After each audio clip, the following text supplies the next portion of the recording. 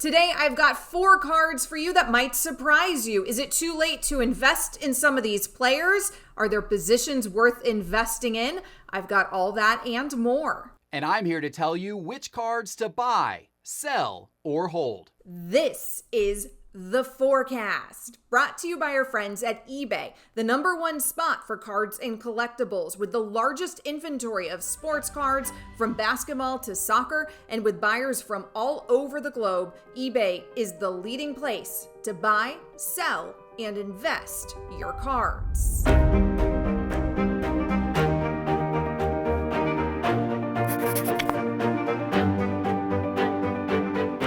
Welcome to another episode of The Forecast. If you're new around here, I'm Amber Wilson. I'm a sports radio host down in Miami on 790 The Ticket and on the weekends on ESPN Radio. Now, we try to bring you a variety of content here at Sports Card Investor. On this show, The Forecast, we mix some sports talk, which is, of course, what I do, with some sports card talk, which is, of course, what you're here for. So we have never met in the hobby, or at least I haven't, somebody who loves sports cards who doesn't also like sports. So what's better than a little sports talk with a little sports card talk? Of course, we're still going to give you all the buy, sell, hold goods on the back end. I'll just give you some sports tidbits on the front end. And if you like what you see here, go ahead and hit that bell icon, subscribe to the channel. It's free, it's easy, and we very much appreciate your support. All right, let's jump right into it. Now, earlier this week, the Denver Nuggets, they had a devastating blow when Jamal Murray had a season ending. I don't think they're officially calling it season ending, but that dude's season is over when he had a season ending ACL tear. That happened on Monday night, and it's really a shame for the Nuggets because they're a team that actually looks like they might be able to challenge the Lakers in the West. Now, I know that might sound crazy to some of you, but they're a really good team. What I want to talk about is Michael Porter Jr. because in the absence of Jamal Murray, I think it's interesting what might happen here for Michael Porter Jr. and what that might mean for his card in the hobby. Now, it seems likely he's going to take on a much bigger role now that Jamal Murray is no longer available. Michael Porter Jr., he's currently averaging nearly 18 points per game with only 1 assist per game. His inability to create offense for his teammates, that's the problem with his game. But if he has to, and he has to be more aggressive, maybe this is all going to help him elevate his game and take it to the next level. Because if the Nuggets are going to have any success in the playoffs, they're going to need a lot of help from Michael Porter Jr. Now let's take a look at his card. We're looking here at his 2018 Prism PSA 10. Over the last 3 months, the last 90 days, his card is down about 15% in value. Some have been slowly losing interest in him. He's solid, but not great, especially with the new shiny toys of the hobby, like the Anthony Edwards and LaMelo balls. They're garnering all of the attention. So now the question is, where do we go from here in the hobby? Do we buy, do we sell, or do we hold? The enigma that is Michael Porter Jr. lives on. This is a guy who I was excited to watch him play college ball in 2017 in the SEC, except he was injured and didn't really play at all. And then I was excited when he got drafted high in 2018, except once again, he was injured and didn't really play at all. But we have gotten to see some great moments out of Michael Porter Jr. the last 2 seasons. Some great flashes, but some not so good moments as well. But now it's really on the line because the Nuggets are without Jamal Murray, and this is Porter's time to step up and see if he and Jokic can carry the Nuggets to a playoff run. We shall see. I do think this is a pretty decent buy opportunity for Michael Porter Jr. because he absolutely will get more touches, more ability to score.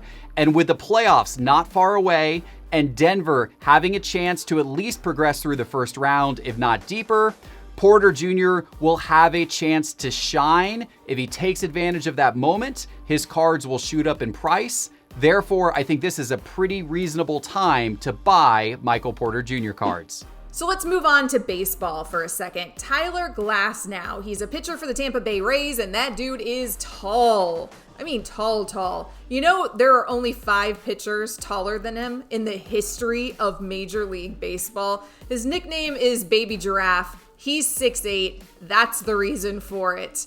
He made his Major League Baseball debut back in 2016, so his key pro rookie cards came out in 2017. Now, Glasnow is off to a really hot start. That's why I'm interested in what's happening with his card right now. It's early in the season, but a hot start nonetheless. So the question is it worth investing in a pitcher? And let's help you answer that question here. Let's take a look at his 2017 Topps Chrome Auto Raw. Now, over the last 90 days, that card is up about 89% in value. So it feels like people in the hobby are buying into pitchers generally. So Geoff, what do? Do we buy, do we sell, or do we hold? Pitchers generally don't get any respect. I have been beating my drum for a while now that Clayton Kershaw's cards are undervalued, Justin Verlander's cards are undervalued. So not to mention some of the young pitchers like this guy, Tyler Glasnow. Generally, I don't recommend investing in pitchers because they just don't get the love or respect in the hobby that they deserve. However, if there is one thing people in the hobby like when it comes to pitchers, they like the strikeouts. And Tyler Glasnow has strikeouts for days. And I thought back to when I was a kid, back in the late 80s, and I was a crazy baseball card collector. You know who one of the absolute hottest cards that I was constantly chasing was back then? Roger Clemens. So it is possible for a pitcher to have a giant chase card as long as they are overpowering with their strikeouts. Tyler Glasnow appears to have that ability, and his cards right now are really cheap. You can buy his rookie auto card for like less than $40. So for me, I think it's worth a chance. I think I'll buy this guy on a little speculation. We talked basketball, we talked some baseball. Let's talk a little football. Let's do a little of everything today for you guys. I want to talk about Saquon Barkley. Now, Saquon Barkley was a second overall pick back in the 2018 NFL draft. Who could forget it? But he tore his ACL last season.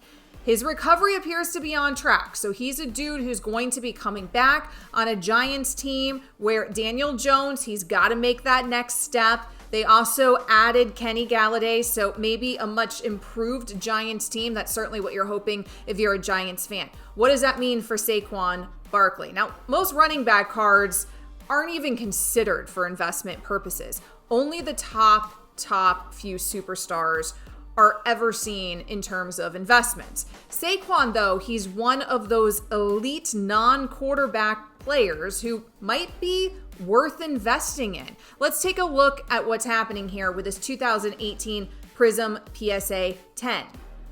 Over the last 90 days, Saquon Barkley's card is up 44% in value. I was surprised how much this has been up over the last few months this offseason. So the question is Saquon Barkley someone, a non-quarterback, at a running back position, a very volatile position? Is he someone still worth investing in right now? Are we late to the game? Do we buy, do we sell, or do we hold? So I'm generally against investing in running backs. They are an injury risk. Their careers are too short. They are too expendable in today's NFL. There is something, though, a little different about this next season that gives me a little pause there, and that is the fact that it is going to be a 17-game NFL season. And so what that means is that players across the league, including running backs, are going to be putting up bigger statistics than what you have ever seen before. So a guy like Saquon Barkley, he's got a chance of putting up bigger yardage totals, getting more carries than anyone before him would have ever received in a season before. But still, he's coming off a major injury, and although he was great before the injury worries me. I need to see what he looks like before I would even consider investing. So right now I'm just a hold on Saquon Barkley. From one guy coming back from injury to another guy coming off of an injury. He just happens to be one of the best players in the entire world. And I want to talk to you guys for a minute about Kevin Durant. Now, Kevin Durant, of course, he came off of that Achilles injury, and coming off of that Achilles injury and joining the Brooklyn Nets and actually playing this season, getting back out there this season, it looks like KD is back to KD. It looks like the dude didn't miss a beat coming off that devastating injury. Now, he got injured again in February. He had a hamstring injury February 13th, so he's missed significant time. He made his way back to the court on April 7th. KD coming off the bench, perfect 5 for 5. Who knew KD's such a good bench player, such a good role player, that guy.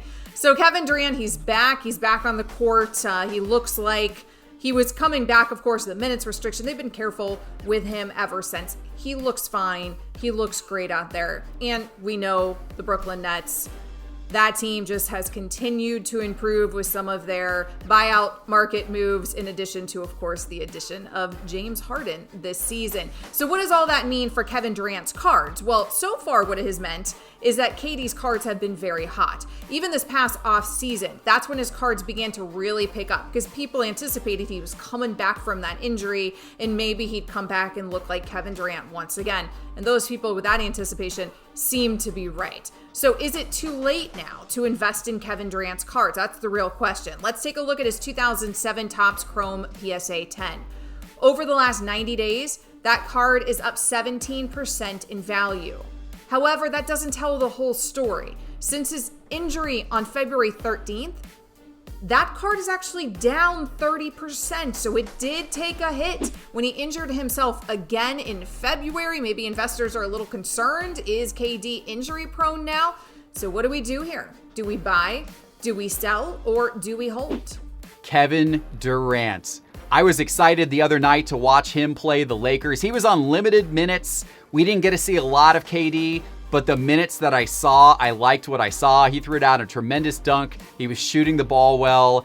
I am really excited about the Nets' prospects this season. Honestly, at the beginning of the season, when they first signed Harden, I was like, oh man, Kyrie, KD, Harden, is this all going to work together? And we still really haven't seen it all work together because they haven't been on the court as a trio hardly at all this season. But watching how good the Nets have been in stretches when they don't have all three of them on the court make me think they're going to figure it out. I think they're going to be pretty dominant this postseason. I think a ring for Kevin Durant this year helps his card prices, certainly will help James Harden, certainly will help Kyrie as well.